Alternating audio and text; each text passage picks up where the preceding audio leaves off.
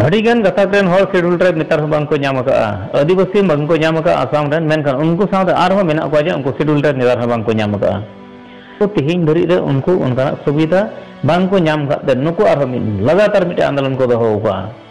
आदिवासी मा मेनखान all India tribal का दहो का आसाम रा बांग को नाम का गे आर नुको अड़ी दिन का आंदोलन चला का मेनखान आसाम सरकार तिहिन धरी ते रिकमेंडेशन बांग मा दिल्ली ते बाइकोल का मजते आना कारण ते बांग मा दिल्ली खन दिल्ली गवर्नमेंट दो नोरिया डिक्लेरेशन बाय एम दाड़े कने आसाम रेन आदिवासी को ट्राइबल को मेनते मेनखान नोआ इदी कते आसाम रेन आरो अडिगन गताक रेन हर हेना को उनको ट्राइबल बांग को नाम का से नोडे स्टेटस बांग को नाम का उनको हम मिद मारंग आंदोलन चला कना और उनका लगाते तेहिं को नेल नामना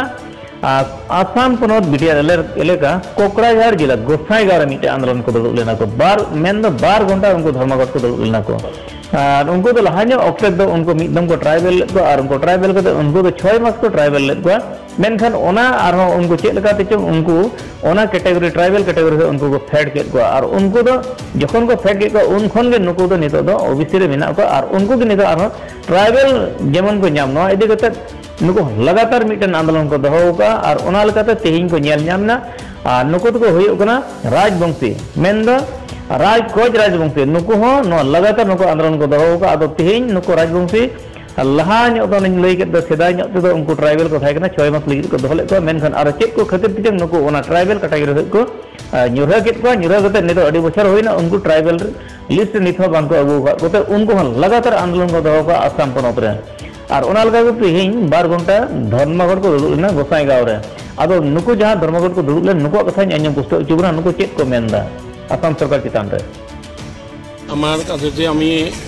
সদৌ অসম কোচৰাজনী সন্মিলনীৰ সৌজন্যত অনুমতিক্ৰমে আমি গোসাইগাঁও জিলা কোচৰাজনী সন্মিলনীয়ে আমাৰ দীৰ্ঘদিনীয়া দাবী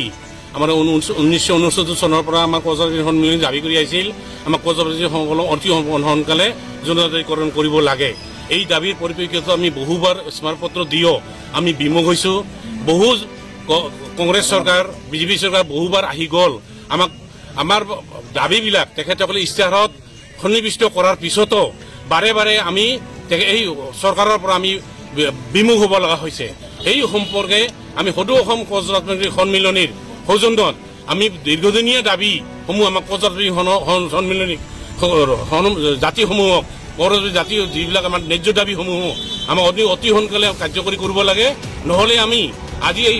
ধৰ্মঘটৰ জৰিয়তে চৰকাৰক জনাই দিব খোজো যদি কোচৰাজনীসকলক যদি অনতিপলমে জনজাতিকৰণ নকৰে ইয়াৰ পিছত আমি সদৌ অসম কোচৰাজনী সন্মিলনীয়ে আমি বৃহৎ আকাৰত আমি আন্দোলন কৰিবলৈ আমি বাধ্য হ'ম এইকাৰণে আমি চৰকাৰক সকীয়াই দিব খোজো অসম চৰকাৰ অথবা আমাৰ কেন্দ্ৰীয় চৰকাৰক জনাই দিব খোজো যে 1969 চনৰ দীৰ্ঘদিনীয়া দাবীসমূহ অনতিপলমে